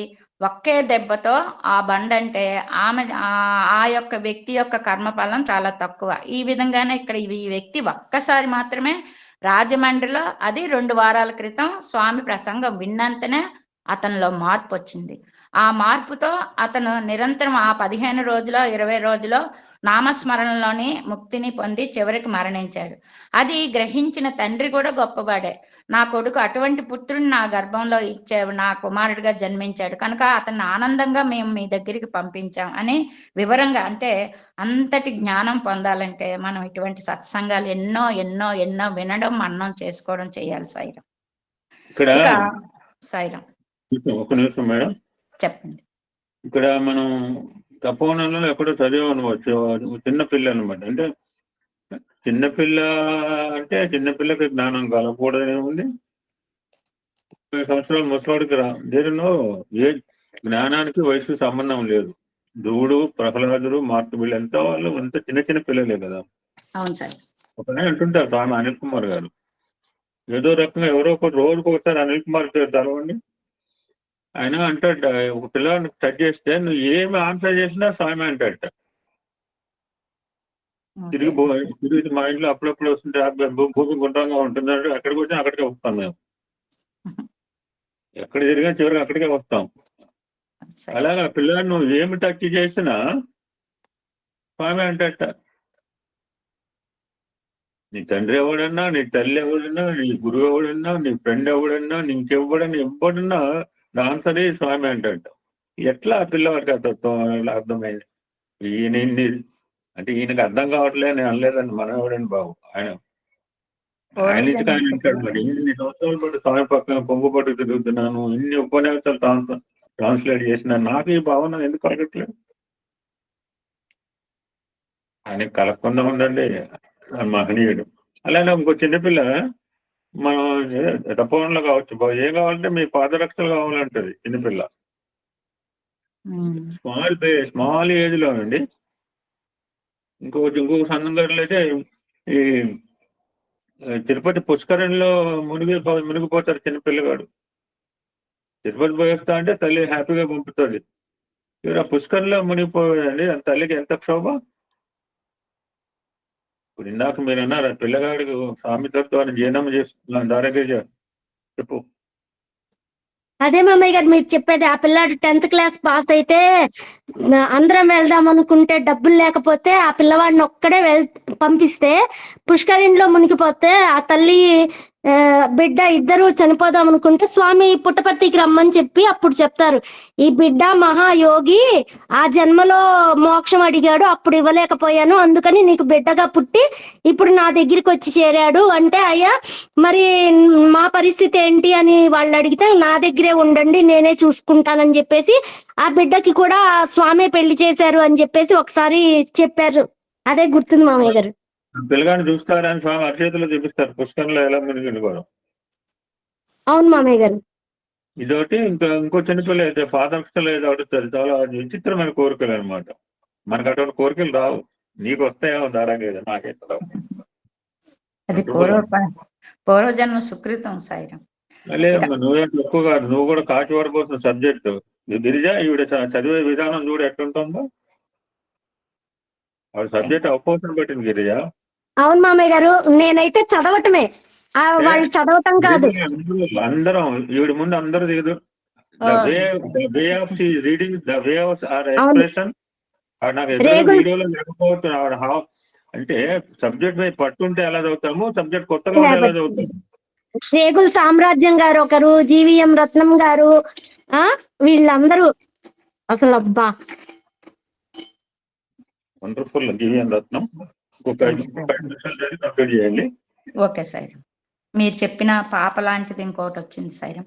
1940 శతాబ్దంలో చించోలి రాజమ్మ అనే పిలువబడే 8 సంవత్సరాల బాలిక తన తల్లితో కలిసి పుట్టపర్తి వస్తూ ఉండేది. బాబా సన్నిధిలో ఆ పాప ఆనందంగా నవ్వుతూ తుళ్ళుతూ సూర్యకిరణంలా ప్రకాశిస్తూ సంతోషంగా గడిపేది. ఒకనాటి సాయంకాలం కొద్దిమంది భక్తులతో కలిసి చిత్రావతి నదీ తీరానికి బయలుదేరబోతుండగా ఆ బాలిక బాబా పాదరక్షలను తెచ్చి వారి ముందు ఉంచింది. బాబా ఆమె తల నిమురుతూ నీకేం కావాలి చెప్పమ్మా అని అడిగారు. అందరికీ ఆశ్చర్యాన్ని, ఆమె తల్లికి షాకును కలిగిస్తూ నేను మీలో లీనమైపోవాలని కోరుకుంటున్నాను అన్నారు. నువ్వు ఇంకా చిన్నపిల్లవి, నువ్వు పెరిగి పెద్దదానివై పెళ్లి చేసుకోవాలి, సంసార బాధ్యతను వహించాలి, మీ అమ్మకు ఆనందాన్ని కలిగించాలి అన్నారు బాబా. కానీ ఇవన్నీ కూడా తాత్కాలికమైనవే, ఆయనలో లీనమైపోవటంలో లభించే ఆనందంతో పోలిస్తే ఈ సుఖాలన్నీ కూడా చాలా తుచ్చమైనవని చెబుతూ తన పట్టుదల వదలలేదు. ఇవన్నీ ఆ బాలిక ఎక్కడి నుండి ఎలా నేర్చుకున్నదని అందరూ ఆశ్చర్యంతో తెల్లబోయినారు. బాబా ఆ బాలికకు కంటనీరు తుడుస్తూ మీ నాన్నగారు కూడా గతించారు కదమ్మా, నీవు నీ తల్లికి తోడుగా ఉండాలి అని చెప్పారు. కానీ అందుకు ఆమె, మీరు చెప్పినట్లుగా ఒకవేళ నేను వివాహం చేసుకున్న కూడా మా అమ్మగారికి వదిలి వెళ్ళవలసిందే కదా, అందువల్ల అమ్మకు శాశ్వతంగా మీరే రక్షణ కల్పించాలని నేను కోరుకుంటున్నాను అనగా బాబా మౌనం వహించారు. ఆ లేత హృదయం యొక్క అభ్యర్థనకు ప్రతిస్పందిస్తూ బాబా బాగుంది, మంచిది అంటూ ఆమె చెక్కిళ్ళు తుడిచారు. 5 రోజుల తరువాత గురువారం నాడు బెంగళూరులో అంతకు 3 గంటల క్రితం భజన పాటలు పాడుతూ పూలహారాలతో అలంకరించిన బాబా చిత్రపటంపై దృష్టిని కేంద్రీకరించి ఉంచి ప్రశాంతంగా ఆ బాలిక కన్ను మూసింది. ఆ బిడ్డను అక్కున చేర్చుకున్న బాబాకు ఇప్పుడు ఆ మాతృమూర్తి కృతజ్ఞరాలై ఉంది. అవి చెప్తుంటేనే ఒళ్ళు గగురు పిడుస్తుంది. మీరు చెప్పిందే సైతం. అంత చిన్న వయసులో ఆమెకు అలా రావడం. ఒక 5 నిమిషాలు జనరల్ మాటలు కంక్లూడ్ చేయండి. బాగుంది, టాపిక్ బాగుంది కూడా, చాలా బాగుంది సైరం. ఒక 5 నిమిషాలు జనరల్ మాటలు కంక్లూడ్ చేయండి. ఆపిమంటారా సాయిరామ్? Thank you. సబ్జెక్ట్ ఆపి జనరల్ గా మాట్లాడమని చెప్తున్నావు 5 నిమిషాలు. అదే సార్. సాయిరామ్ ఇలాంటివన్నీ కూడా వింటుంటే నిజమే, స్వామి మాటలు గారడీలు చేస్తే ఆయన చేతలు గారడీలు చేస్తాయి అంటారు కనుక మనకి చిన్న కథల్లోని స్వామి చెప్పినవి అవి చిన్నపిల్లలకి చెప్తుంటే అవి వాళ్ళకి కాదు సార్, మనకే. ఒక కన్నా అనే దొంగ ఉంటాడు, తండ్రితో ప్రతిరోజు దొంగతనాలు ఎలా చేయాలనేది నేర్పడానికి తీసుకెళ్తూ ఉంటాడు. ఒక పెద్ద భవంతి ఉంటది, ఆ భవంతి ముందు మంచి లైట్లు వేసుకొని అక్కడ ఏదో పార్టీ జరుగుతుంటది. ఆ కన్నా వాళ్ళ నాన్న అంటారు, చూసావా ఈ ఇంటిలో నేను 3-4 సార్లు దొంగతనం చేశాను, చాలా విలువైన వస్తువుని తీసుకొచ్చాను అని చెప్పాడు. ఈ అబ్బాయి తదేకంగా ఆ ఇంటిని వాళ్ళ నాన్ననే చూస్తాడు. చూసి వాళ్ళ నాన్నతో అంటాడు, మనం ఇన్ని విలువైన వస్తువులు తెచ్చాము అని అన్నారు కదా, మరి వాళ్ళు అన్ని వస్తువులు పోయినప్పటికీ వాళ్ళు ఆనందంగానే ఉన్నారు, కానీ మనం దొంగతనం చేస్తున్నామని చెప్తాడు. ఆ ఒకే ఒక్క మాటతో ఈ కన్నా వాళ్ళ నాన్న ఒక్కసారిగా భగవంతుడా నువ్వు తప్పక ఉన్నావు అని చెప్పి ఆ రోజు నుంచి దొంగతనం మానేసి సంతోషం అనేది కష్టజీవిలోనే ఉంటుంది అని చెప్పడానికి, అంటే ఒక్క మాట ఒకళ్ళలో ఏ విధమైన మాటలు, అందుకే ఈ సత్సంగాల్లో ఒక్కొక్కరికి ఒక్కొక్క మాట వాళ్ళ హృదయాల్లో గుచ్చుకుంటుంది. ఆ ఒకే ఒక్క మాటతో ఆయన పరితాపం చెంది ఆ రోజు నుంచి తన కొడుకు కూడా మంచి జీవనాన్ని, ఆ ఆనందాన్ని, కష్టపడడంలో ఉన్న ఆనందం ఏంటో తెలుసుకుంటారు, సంతోషంగా ఉంటారు. ఈ చిన్న కథ స్వామి చెప్పి ఇక్కడ పిల్లల్లోని కాకుండా మన పెద్దల్లో కూడా ఈ విధమైన మంచి భావాలను కలిగించే అసలు ఆ చిన్న కథలు ఇటువంటివన్నీ చెప్తున్నప్పుడు మనకి ఎంతో జ్ఞానాన్ని కలిగిస్తుంటుంది సాయిరామ్. అదే విధంగా ఈ దొంగల ముఠా కూడా మనకి చెప్పారు స్వామి, ఆ యొక్క కల్పవల్లిని ఎలా మార్చారు అనేది కూడా తెలియజేశారు. మరి ఆ మాటల్ని, ఆ పుస్తకాన్ని చదివి వినిపించడం ద్వారా 400 మంది మారగలిగారంటే స్వామి మాటలు నిజంగా గారడీలే. కనుక స్వామి సాహిత్యం, యాక్చువల్గా నేనైతే స్వామి దర్శన మాత్రమే 2 సార్లు చూడగలను, స్పర్శన సంభాషణ లేదు. కేవలం ఈ సాహిత్యాన్ని, పుస్తకాలు అయితే కొనుక్కున్నాను సాయిరామ్ ఏమాత్రం. ఇప్పుడు మీ ద్వారా మళ్ళీ ఈ పుస్తకం చదువుతుంటే ఈ 4వ భాగం కిందటి వారం ఆ సిస్టర్ చదివింది ఇప్పుడుది చదువుతుంటే మరలా చదవాలి, విద్యార్థులకి చెప్పాలి అనే తపన ఇప్పుడే కలిగింది సాయిరామ్. ఈ అవకాశం ఇచ్చిన మన అహం సత్యబోధక చాలా మంచి డయాస్ సాయిరామ్. నిజంగాను ఇందులో చేరిన వాళ్ళని ఎంతో ధన్యులమని మాత్రం తప్పగా చెప్పొచ్చు, అది సత్యం సాయిరామ్. నాకైతే భాష రావటం లేదు, అందరూ అన్ని మాట్లాడుతుంటారు, అవన్నీ నాలో నుంచి వచ్చినవి అని మాత్రం అనుకుంటుంటాను సాయిరామ్. అవకాశం ఇచ్చిన మీకు మరొక్కసారి ధన్యవాదాలు, స్వామికి కూడా కృతజ్ఞతలు తెలుపుకుంటూ సాయిరామ్. మన దగ్గర ఎంత గొప్ప శ్రీమూర్తి ఉంది. ఇందాక మనం ఎవరిని అడగచ్చు, వాల్టర్ కోవెన్ ఎందుకు బ్రతికించాడు? ఇప్పుడు జగదీశ్వర్ గారు అడగచ్చు, ఆవిడ అద్భుతమైన భక్తురాలు, నా భర్త నేను, ఎందుకంటే ఇటువంటి ఒక సిచ్యువేషన్ చూశాను నేను ఆపరేట్లో వచ్చిన కొత్తలో. చిన్న పిల్లవాడండి, ఇంజనీరు, చిన్న పిల్లవాడు, పెళ్ళైన తర్వాత తాను పిల్లలేదు, ఆవిడ ఖర్చుతో ఉంది, అతను యాక్సిడెంట్ చనిపోయాడు. ఆ పిల్లగాడి అత్తగారి పరిస్థితి చూడండి, బాబా ఫోటోలు చింపేసింది. నేను అప్పుడే ఆర్గనైజేషన్ ఎంటర్ అవుతున్నాను, నేను పిచ్చోళ్ళ పుస్తకాలు చదువుతాను, అందరిని బతికిస్తాడు అనుకున్నా. అందరిని బతికిస్తే ఏదో అన్నారు ఇందాక, మంచి అద్భుతమైన మాట చెప్పావు, అందరు బతుకుంటే ఆయనకి పని అట్లా అవుతుంది. నా ఆటలు ఎలా సాగుతాయి అన్నారు, తను ఆడే క్రీడల్లో మా మరణం అన్ని జన్మించడం మరణించడం రెండు మన గ్రూప్ లో జాయిన్ అయింది 1 month కాలేదు సారు, చక్కగా సైలెంట్ గా వింటోంది. నాట్ ఆస్క్ స్వామి నా భర్తని, అంతా స్వామి టోటల్ సరెండర్ అండి. వాళ్ళు భార్యాభర్తలు కూడా పేరు పెట్టి పిలుచుకుంటారు, సాయిరామ్ అనుకుంటారు. ఎక్కడ నాకు విచిత్రం అనిపిస్తుంది, ఏ ఫ్యామిలీ నాడు పిలుచుకుంటే చెప్పండి. వాళ్ళు భార్యాభర్త పేరు పెట్టుకోవాలి, నేను లక్ష్మి అంటే ఏదో అంటది, ఏమంటదమ్మా. వీళ్ళ ఇద్దరు మాత్రం సాయిరామే సంబంధం అంటే భార్యాభర్తలు. నేను ఎవరు ఆస్క నా భర్తని బతికించమని ఆవిడ అడగలేదు నాకు తెలిసినంత వరకు. అద్భుతమైన పరాకాష్ట అండి, భక్తికి పరాకాష్ట ఆవిడ. నేను పేరు చెప్పదలుచుకోలేదు, మీకు అందరికీ అర్థమై ఉంటది, ఎందుకంటే ఎవరు చెప్తారు.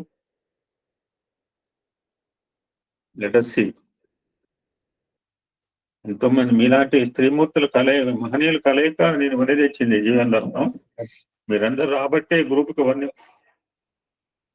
మీరంతా వన్నె పెట్టిన వజ్రాలు, రత్నం, జీవన రత్నం నీ పేర్లోనే ఉంది. సార్ నేను మీ దగ్గరికి వచ్చి అన్ని నేర్చుకుంటున్నాను సాయిరాం, నిజంగానే. మణి గారైనా కొత్తగా ఆవిడే మణి, ఎంత మణి అమ్మా, మీరంతా మణులు, సామానులు కాదు, గుర్తుపెట్టుకోండి. నిజమమ్మా, నువ్వు అన్నట్టుగా అందరూ నా గ్రూప్ లోనే 650 మంది ఉన్నారు. ఎంతమంది జాయిన్ అవుతున్నారు? బయట వాళ్ళు మీరు చెప్పారా, ఎల్లమ్మ చెప్పిందా, కులం మీద పక్కన పెట్టి పాదుతాది. మన గ్రూప్ 650 మంది ఉన్నారు పాదుతాది. ఎంతమంది వస్తున్నారు నువ్వు చెప్పు? అవును సార్. రవి ఇది చూసిపోయా ఆయన ఏం చెప్తాడు, గుడివాడు ఆయన ఏం చెప్తాడు, లేదా వాళ్ళకేం పని?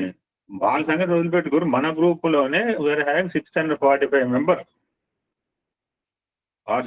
All 645 joining. They can't join, they won't join. ఆవిడ అన్నట్టుగా అదృష్టం అనమాట, మనం అలా పట్టుకున్నాం అంతే. సో లెట్స్ కంటిన్యూ ద స్వామిని దర్శించిన మహనీయుల్లో చూద్దామండి. ఇవాళ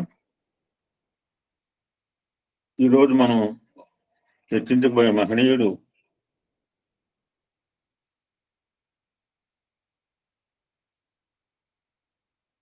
శ్రీ విజయానంద స్వామి.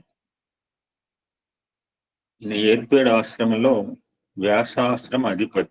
ఏర్పేడులో వ్యాసాశ్రమం ఉన్న సంగతి అందరికీ తెలుసు, ఈ కాలస్థాలకు బాగా తెలుసు. మలయాళ స్వామి శిష్యులైన విజయానంద స్వామి పుట్టపర్తికి వచ్చి సత్యసాయి బాబా వారిని దర్శించి, ఈయన సాక్షాత్తు భగవంతుడే అని డిక్లేర్ చేశాడు. బాబావారు ప్రశాంత నిలయంలో పాఠశాలలు, కళాశాలలు, చివరికి ఒక విశ్వవిద్యాలయం స్థాపించడం,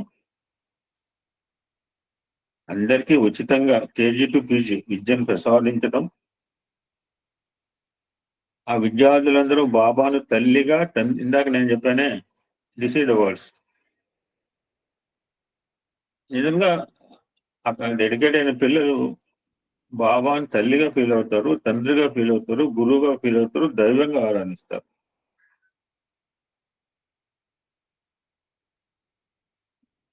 రామచంద్రమూర్తిని ఏమంటారండి? రకరకాలుగా అంటారు. ఎవరైనా ఒక శ్లోకం చెప్పండి. ఒక్కడే రాముడే, ఒక్కొక్కరు. సాయిరాం. రామాయ రామభద్రాయ సాయిరాం సాయిరాం. అదేనండి సాయిరాం, నెమ్మది చెప్పండి అంటున్నా. రామాయ రామభద్రాయ రామచంద్రాయ వేదసే రఘునాథాయ నాథాయ సీతాయ పతయే నమః. సాయిరాం. వేద పండితులు బాబాను వేద పురుషుడిగా కీర్తించడము, బాబావారు అటువంటి నవరాత్రి ఉత్సవాల్లో యజ్ఞ పురుషుడుగా, దుర్గాలక్ష్మి సరస్వతిగా కనిపించడం,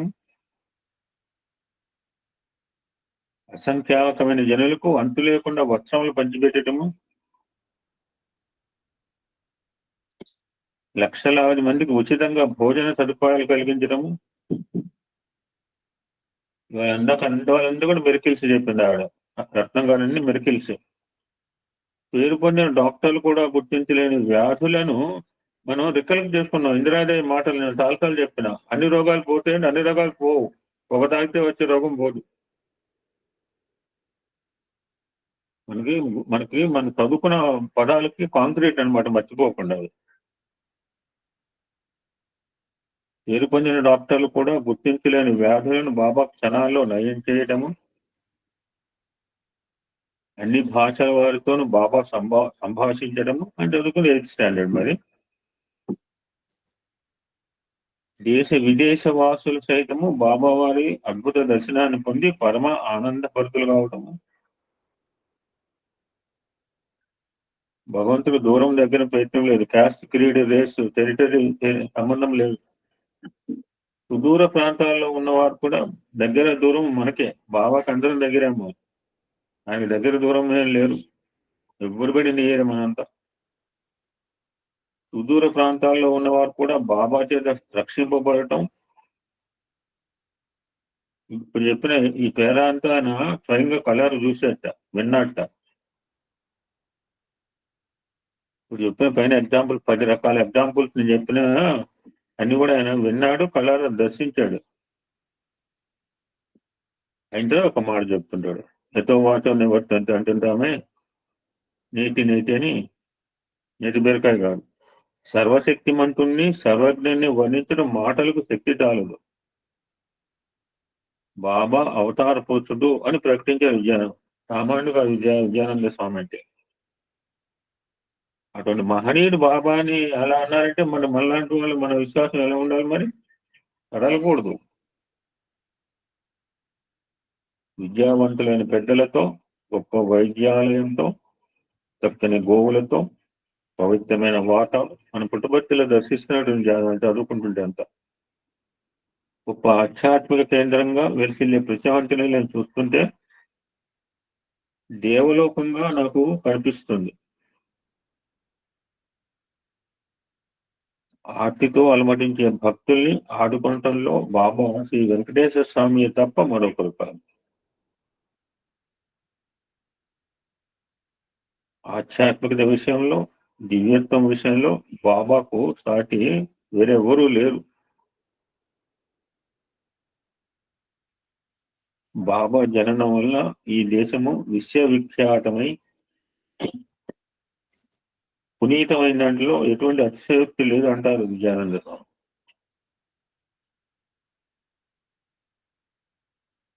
బాబా వారు ఏర్పడే ఆశ్రమానికి వచ్చారు. మనం సుధాబిందువుల్లో చాలాసార్లు చదువుకున్నాం. 60-65 ప్రాంతాల్లో సత్సంగా రివ్యూ చేసుకున్న ఏర్పడే ఆశ్రమం.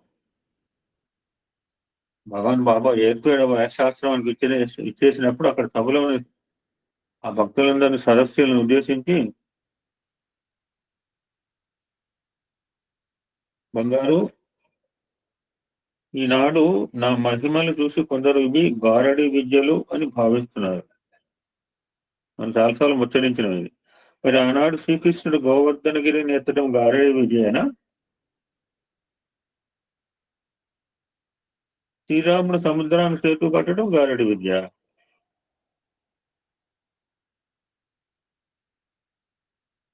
అసాధారణమైన శక్తితో అద్భుత కార్యములు నిర్వహించే దివ్యమూర్తులు తమ దైవశక్తిని లోకానికి చాడుతుంటారు. Generally you can recognize understand the divinity. అప్పుడు మాత్రమే. మళ్ళా కామ్గా ఉంటే ఎట్లా తెలుస్తుంది మనకి? ఏం చేయకుండా సైలెంట్ గా ఉన్నాడు, మళ్ళీ ఏం చేయకుండా మనకి ఏమనుకుంటుంటాం? ఇన్ని చేస్తేనే మనకు అర్థం కావట్లేదు. అసలు ఏం చేయకుండా గమ్మని కూర్చుంటే జడబడుతులాగా. అప్పుడే ప్రజలు ఆ దివ్య శక్తిని గ్రహింపగలుగుతారు. అదేవిధంగా ఈ బాబావి దివ్య ప్రేమచే ఆవిర్భవించే మహిమలే తప్ప గారడి పనులు కావు బంగారు. చమత్కార్, రూపకార్, సాక్షాత్కార్. ఈ మహిమల ప్రభావంతో మిమ్మల్ని అందరినీ ఆకర్షించి మిమ్మల్ని దైవోన్ముఖులుగా చేయవలసిన సంకల్పం ఉంటుంది. ఆయనకి ఒక్కటే, ఆయనకేం లేదు. పుల్లు గోపురాలు కట్టుకోవాలి, అది తాయిబాజ చేయించుకోవాలి, ఆయనకేం లేదు. ఇద్దరు miracles you want to attract us. మన డైరెక్షన్ దైవోన్ముఖంగా, మన దృష్టిని దేవుడి వైపు మరల్చడమే సంకల్పం తప్ప నాకు మరొక ఆలోచన లేదు బంగారు. ఎవడని ఏ అవతారమూర్తనే ఇలా చెప్పాడండి? ఎవడో రైటర్ రాసింది, సుమనబాబు రాసింది కాదు. ఇదంతా ఓపెన్ మీటింగ్ లో, ఏర్పేడు ఆశ్రమంలో అక్కడ కూర్చుని వేల మంది భక్తులు ఉద్దేశించి స్వామి చెప్పిన open meeting. Not any interview, అది not any writer return all these words. ఆనాటి సమావేశంలో బాబా మాటలు విన్న అందరి హృదయాలు కరిగిపోయాయి. అందరి నేత్రాలు బాష్పపూరితములయ్యాయి. ఆనాడు ఏర్పేడు ఆశ్రములందరినీ బాబా దివ్య ప్రేమలో ముంచి వేసినారు. చిన్న క్యాప్షన్ అవతార తత్వ ప్రకటన గురించి 6th one. మన ఈ మధ్య నేను పెట్టాను ఒకసారి. ఎవడున్నాడు, చాలా మంది అడుగుతుంటారు దేవుడు ఎక్కడ, దేవుడు ఎక్కడ అని చెప్పి. దేవుడు ఎక్కడ కావాలంటే పుట్టపట్టు వచ్చాడు కమ్మనిసి అని స్వామిని అవుతాడు అనమాట. భగవంతుడు ఎలా ఉంటాడో చూడాలి అంటే ఒక్కసారి నా దగ్గరకు రండి. ఒక పర్వతాన్ని చూడాలి అంటే ఒక చిన్న రాతిని చూసి దీనికి 1,00,000 రెట్లు పెద్దదంటే అర్థం కాదు. ఏనుగు బొమ్మను పెట్టి 4 గుడ్డోళ్ళు, ఒకటి తొండం అనుకున్నాడు, ఒకటి కాళ్ళు అనుకున్నాడు, ఒకటి పొట్ట అనుకున్నాడు, ఇంకోటి అనుకోవడం. పర్వతము అంటే యూ హ్యావ్ టు షో. అంతేగాని మ్యాప్ లో ఎలా ఉంటుంది, ఒక రాయి ఇచ్చి దీనికి లక్ష రేట్లు అంటే ఎలా తెలుస్తుంది? నేను అన్నారు సార్ ఇప్పుడు ఆ ఆకాశం లక్ష కోట్ల కాంతి సంవత్సరాలు అన్నారు. Who will imagine? How can imagine? ఇటువంటి లక్షరాలు కలిస్తే పర్వతం అంటే యూ హ్యావ్ టు షో. ఒక కొండ చూపించేది ఎందుకంటే పెద్దగా ఉంటుంది హిమాలయం చెప్పు, ఎందుకంటే పెద్దగా ఉన్నది కాంచనగొండ అని చెప్పు, ఎందుకంటే పెద్దగా ఉన్నది నంది పర్వతం అని చెప్పు. కనీసం కొంత దూరం నుంచి అయినా పర్వతాన్ని చూడాలి కదా అంటారు ఆమె ఒక సందర్భంలో అవతార తత్వం గురించి. ఇంకొక మహనీయుడి గురించి తెలుసుకునే ప్రయత్నం చేద్దాం. ఇది అందరికీ చాలా బాగా ఇష్టమైన టాపిక్. ఇది ఇందాక నువ్వు ఆ కల్పగిరి గురించి నేను కొత్తగూడెంలో అమ్మ ఒక వైశ్యుల ఇంట్లో భజన అయిందమ్మా. పెద్ద బజార్లో ఉంటారు కొత్తగూడెంలో. మస్తు మంది గ్యాదర్ అయ్యింది. ఫుల్ కిటకిట, అసలు గాలి కూడా రావట్లా, ఇంతమంది జనం. ఆ రోజు రాత్రి ఆ సత్తంగా చెప్పాను కల్పగిరి గురించి. ఇప్పుడు మనం నెక్స్ట్ మహనీయుడు శ్రీ స్వామి శివానంద సరస్వతి.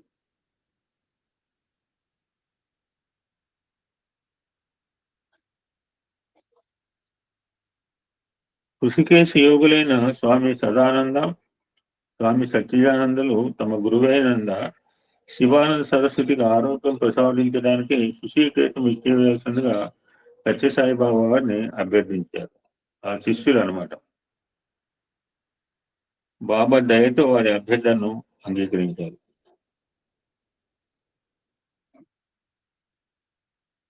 నేను పుట్టిన సంవత్సరం అనమాట, కరెక్ట్ గా ఒక నెలకి 1957 సంవత్సరం జూలై 14వ తేదీ నాడు భగవాన్ బాబా కొందరు భక్తులతో కలిసి పుట్టపర్తి నుంచి బయలుదేరారు.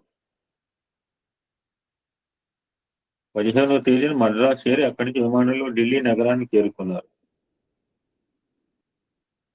బాబా పరివారం జీటీ ఎక్స్ప్రెస్ లో జీటీ ఎక్స్ప్రెస్ మనకు అప్పటి నుంచి తెలుస్తుంది. ఇప్పుడు తర్వాత తమిళనాడు రాజధాని, సంపర్క్ క్రాంతి, దురంతో ఇవన్నీ కొట్టాయి. But everybody know GT express, grand trunk express అంటారు. బాబా పరివారం జీటీ ఎక్స్ప్రెస్ లో ఢిల్లీకి చేరుకున్నారు. అక్కడ 4 రోజులు ఉండి భక్తులకు దర్శన భాగ్యం ప్రసాదించి బాబా 22వ తేదీ నాడు ఋషికేశానికి బయలుదేరారు. 240 కిలోమీటర్స్ ఉంటుందండి ఢిల్లీ నుంచి. నేను వెళ్ళాను.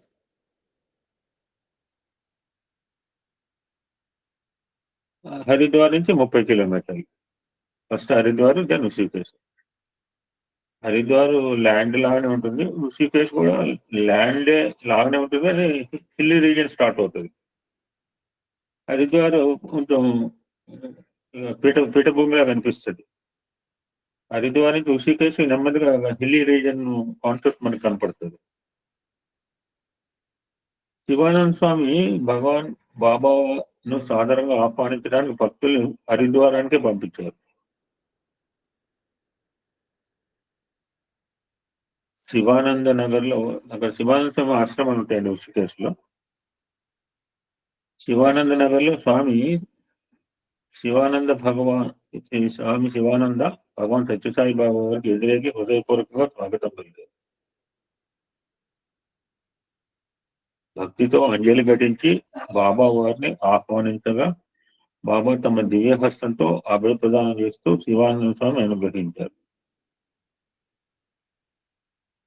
కర్ణ సుబ్బమ్మ నగర్ లాగా అది నిష్కాల్ శివానంద నగర్.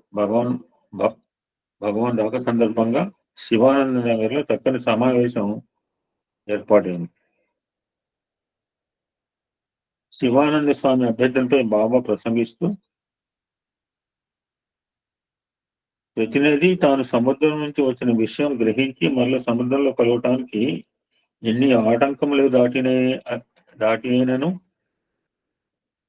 ఎంత తహతాలు ఆడుతుందో ఇక్కడ మీరు గమనిస్తున్నారు కదా. వెనకపోదు, గోదావరి అని పేరు పోతుంది, వాటర్ రుచి పోతుంది. ఉప్పగా సముద్రం అంటారు, పేరు పోతుంది, రూపం పోతుంది, రంగు పోతుంది, అన్ని పోయినా బట్ నా పేరు రంగు రుచి పోతేనే వెనకదే వేస్తా. బట్ నది మట్టం పొరకలేసుకుని మెజ్జి కావడం ట్రై చేస్తుంది. మనకు అల్లారు చూసింది. అదే విధంగా మానవుడు కూడా తాను భగవంతుడి నుంచి వచ్చిన విషయం తెలుసుకొని చివరికి భగవంతుల్లో ఐక్యం అవడమే తన గమ్యం అని గ్రహించాలి అన్నట్టు. This is the concept. ఎక్కడి నుంచి వచ్చామో అక్కడ చేరుకోవడం. భగవాన్ అంటే చెప్తాను, భవర్ణము సృష్టిని తెలియజేస్తుంది, గవర్ణము స్థితి ఆర్గనైజర్, గవర్ణము లయము ప్రోగ్రెసివ్. అది లయం అంటే చంపడం కాదు, ప్రోగ్రెసివ్ అనమాట. ఎందుకంటే బెటర్ ఇవ్వడానికి లయం అనమాట. భగవాన్ అంటే సృష్టి స్థితి లయములు తన అధీనం ముందు ఉంచుకున్నవాడు. This is my secret. ఆయన చెప్పినమాట. నా రహస్యం ఏంటంటే ఐ కెన్ డూ సృష్టి స్థితి లయం. మనం కోటి ఎగ్జాంపుల్ చూసాం. చిన్న కోటి, పెద్ద కోటి, మళ్ళీ ఇదంతా కూడా క్షణకాలంలో జరిగిపోయింది. ఒక కోటి 5 సంవత్సరాలు పెరగాలంటే కొన్ని సంవత్సరాలు పెరిగితే కానీ అంత కోటి కాదు. ఆ భక్తుల సంతోషం కోసం కొన్ని వస్తువుల్ని సృష్టించి ఇస్తుంటాను. ఒక తండ్రి తన బిడ్డలకు మిఠాయిలు పంచిపెట్టినట్లు నా భక్తులకు బాధలు మాన్పడానికి, వ్యసనములు మాన్పడానికి, శాంతిని వసగడానికి, రక్షగా ఉండటానికి నేను వస్తువులను సృష్టించి ఇస్తుంటాను. కానీ ఇందాక అనుకున్నామే, ఈ ప్రేమను గ్రహింపలేక కొందరు అనేక విధములుగా వ్యాఖ్యానిస్తుంటారు అన్నారు బాబా. నేను ఒక ఆయన పెట్టాడు, ఈ గ్రూప్ ని భయంకరంగా విమర్శిస్తుంటే బొమ్మలు చెప్తున్నాను. నేను తీసేయాలి, ఇష్టలేదు వాళ్ళే పోతారు. సంబడి రిక్వెస్ట్ ఒక డివోటి బాగా ఘోరంగా మాట్లాడుతుంది, మాట్లాడితే లేకపోతే వాళ్ళు వెళ్ళిపోతారు. నన్ను రిమూవ్ చేయమన్నా, నేను చేయనని చెప్పాను. ఈ సత్యసాయి బాబా గారు ఆనాడు హిమాలయ యోగులందరూ చూస్తుండగా హస్తచాలం చేసి 108 రుద్రాక్షలతో కూడిన హారమును సృష్టించారు. ఆ హారములైన రుద్రాక్షలన్నీ బంగారంతో పొదగబడి, బంగారు తీగతో చుట్టబడి, మధ్యలో పంచముఖ రుద్రాక్షతో చక్కని బంగారు పరికరంతో నగితో మెరిసిపోతూ ఉంది. 55 మంది ఉన్నారండి. ఎవరికైనా బంగారు రుద్రాక్ష ఉందండి? ఊరిని అడుగుతున్నాను. ఉన్నవాళ్ళు ఉంటారు. ఏమైంది, డబ్బులు తక్కువ మీకు? బంగారు రుద్రాక్ష ఉన్నవాళ్ళు ధైర్యంగా చెప్పండి, ఏమైంది? నేను చూసుకోను. సార్ సార్ నా దగ్గర ఉంది sir. Thank you sir.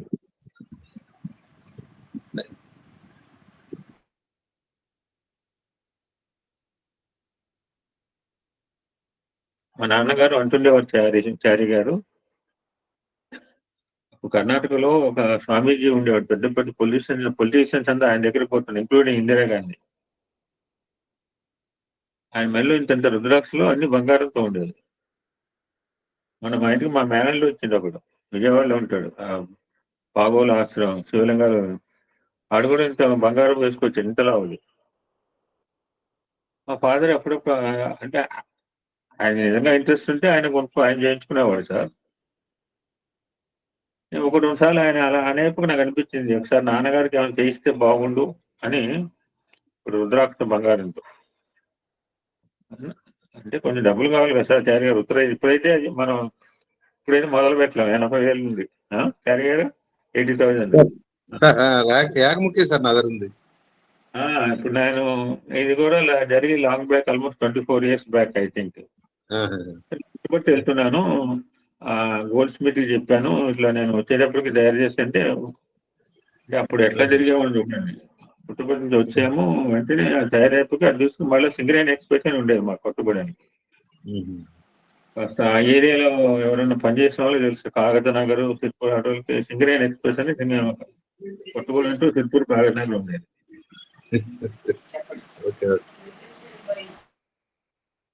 So తీసుకొచ్చాను, బండి ఎప్పుడు వస్తుందో తెలియదు సింగరేణి. అలాగే డోనకల్ నేను 5 సంవత్సరాలు బాలికాకి చెప్పాను, మధ్యాహ్నం 1:45 ట్రైన్కి వెళ్తే ఆ సింగరేణి యాక్చువల్గా అయితే 8:30కి రావాలి. 8:30 కాదు, 9:30, 10:30, 11:30, 12, 1:30, 2, 3 డిఫరెంట్ టైమ్స్ వస్తాను ఇస్తాం.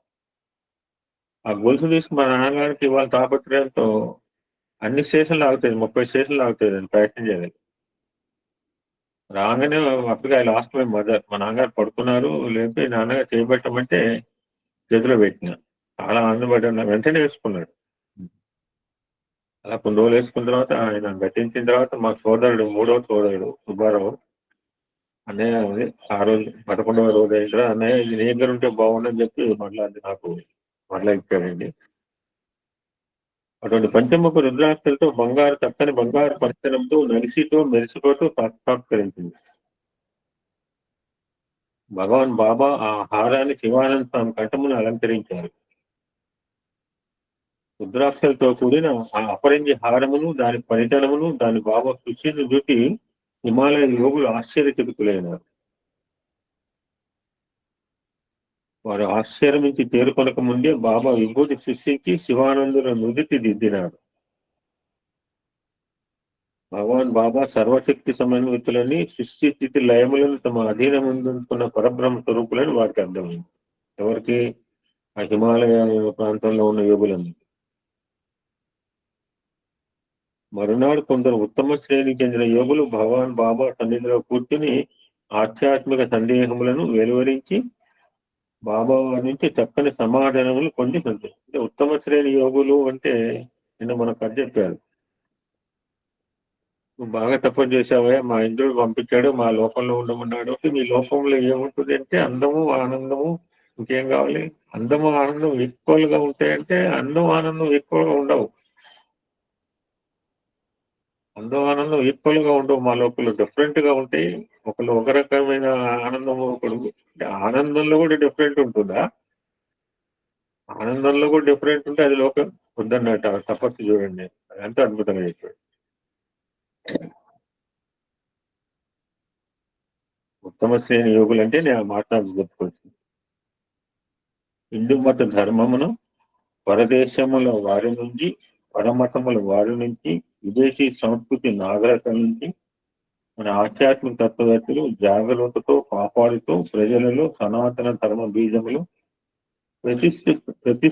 ప్రతిష్ఠిస్తున్న కారణం చేతనే హిందూ మతం ఇంతవరకు చెక్కుచెదరకంగా ఉన్నది. హిందూ అంటే హింసకు దూరంగా అది. ప్రతి హృదయంలోనూ ప్రేమ జ్యోతిని వెలిగించడమే నది. అందుకనే జ్యోతిని వెలిగించమని డబ్బులు అడగలేదు, మడువులు అడగలేదు. ఆయన ఏమనగా ఇచ్చేవాడు. ఇంత జ్యోతిని ఫస్ట్ దర్శనంలో వాడు అడిగింది ఇది. ప్రతి హృదయంలోనూ ప్రేమ జ్యోతిని వెలిగించడం నా సంకల్పం అని బాబా. భగవాన్ బాబా ప్రతిరోజు శివానంద స్వామితో వేదాంత విచారణ రాయించారు. ఆయన ఆరోగ్యం కోసం ప్రతిరోజు ఆయనకి విభూతి సృష్టించి ఇచ్చారు. ఒకనాడు బాగుంటుంది ఋషికేశ్ దగ్గర గంగా నది అండి, ఎంత ప్యూర్గా ఉంటుందో. అంటే అప్పటికే కాదు, అప్పటికి ఇంకా పైన 200 కిలోమీటర్లు పైన ఎక్కడో పుడుతుంది చాదా మేతలు. ఒకనాడు బాబా ఋషికేశ్ దగ్గర గంగా నది ఉన్న ఆఖరి మెట్టు మీదకు దిగి ఒక కప్పుతో గంగా జలాన్ని పట్టి శివానంద స్వామి ప్రసాదించారు.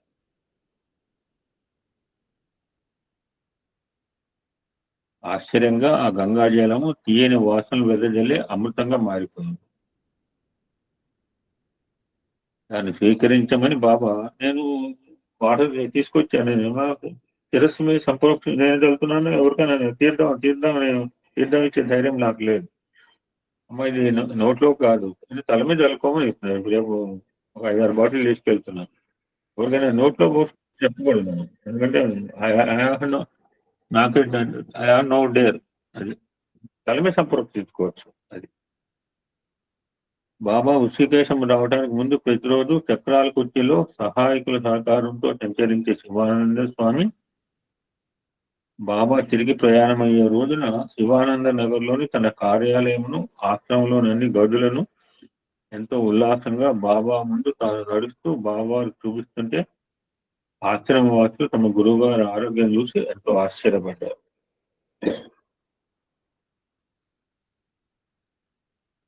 భగవాన్ బాబా శివానంద ఆశ్రమం నుంచి బయలుదేరే రోజు వచ్చింది.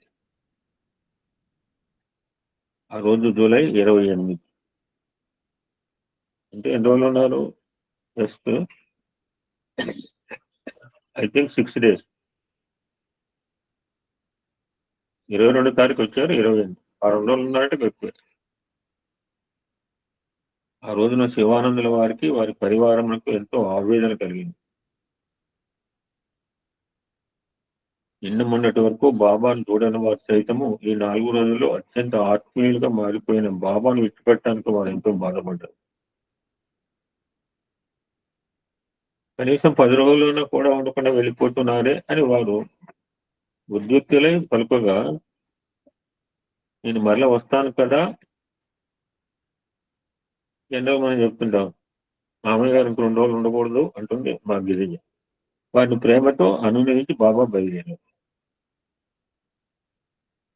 ఋషికేశంలో బాబా వారున్న ఆ 6 రోజులు బాబా వారికి విశ్రాంతియే లేదు.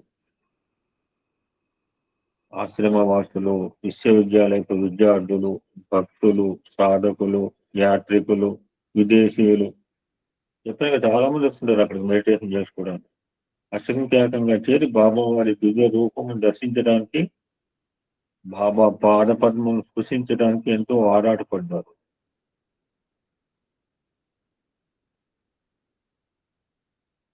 వారందరూ తనివి తీరక బాబా సాన్నిహిత్యం కోసము బాబాను అనుసరింపసాగారు.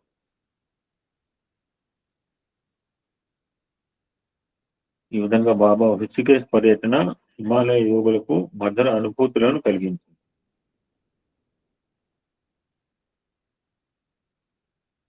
ఇది ఎప్పుడు జరిగింది? ఏ సంవత్సరం?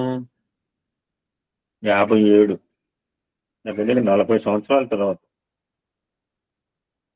ఆల్మోస్ట్ 40 years తర్వాత 1996 సెప్టెంబర్ 9వ తేదీ నాడు భగవాన్ బాబా ప్రశాంతి నిలయంలో మాట్లాడుతూ,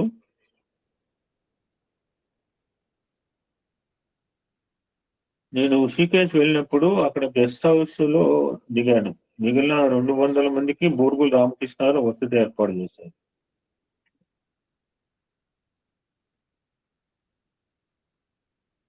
ఆనాడు శివానంద స్వామి వారి శిష్యులు గెస్ట్ హౌస్కి వచ్చి, రేపు శివానందుల వారి 70వ పుట్టినరోజు కాబట్టి మీరు ఆశ్రమం తప్పక రావాలి అని కోరారు.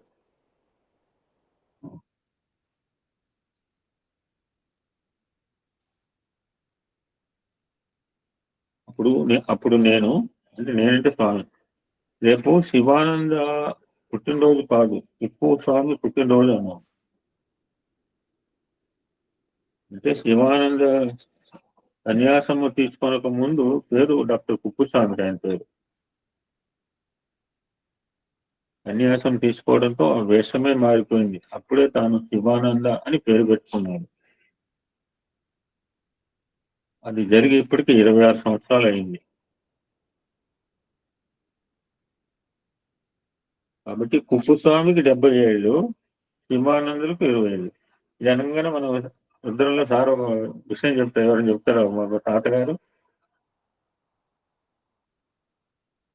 శాస్త్రి గారు చెప్తుంటారు, 1-2 సార్లు చెప్పారు, తాత మనవడి మధ్య జరిగిన సంభాషణ.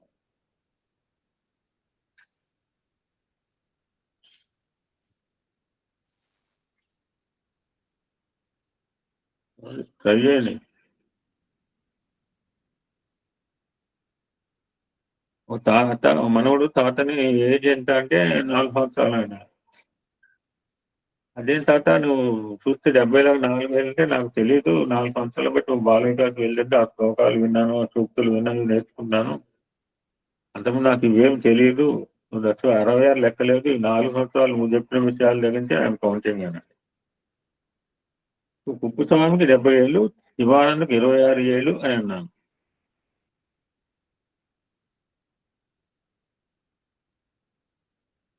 అది విని శివానంద, స్వామి ఈ దేహానికి 70 ఏళ్ళు పూర్తయినాయి, కానీ ఇంతవరకు ఎవరు ఈ విధంగా నన్ను పిచ్చితో కొట్టి ఉండలేదు అన్నాడు.